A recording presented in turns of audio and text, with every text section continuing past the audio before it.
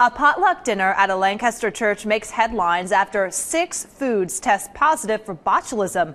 And now health officials have a warning about food-borne illnesses. Dr. Joseph Allen from Family Medicine of Vandalia live this morning to talk about the potluck dinners and picnics that you might go to. Good morning. Good morning. So they kind of did some investigating and think that this outbreak could be connected back to potato salad, which is kind of scary to think that you can go to kind of a fun event and then end up getting sick. This happens about this time every year.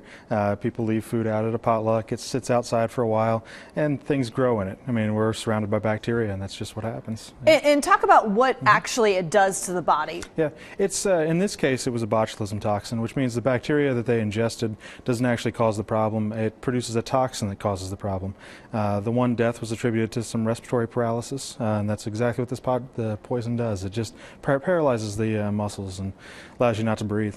And one person did die, but a lot of people got sick. Yes. So, I mean, violently ill we're talking about? Yes, in this case, it would cause you to be pretty violently ill. Not what we'd think of as far as like staph poisoning, which is the more common food poisoning, where it almost feels like things are coming out both ends, if you will. Okay. Yeah, it's no fun. Very violently ill in those cases. And so how do you know the difference between, you know, you're feeling a little queasy after you eat at a picnic and you're really, really sick?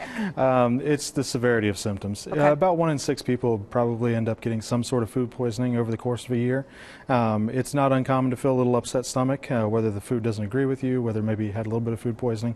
But if you get something very significant, it will cause significant nausea, vomiting, diarrhea, those types of symptoms. And as we head out to picnics and the weather warms up a little bit, what is kind of the rule on how long to leave food out and when to make sure to kind of chill it again? It certainly varies with the food type. It's in this case with the potato salad, you want to keep that stuff in the fridge and covered as long as you can.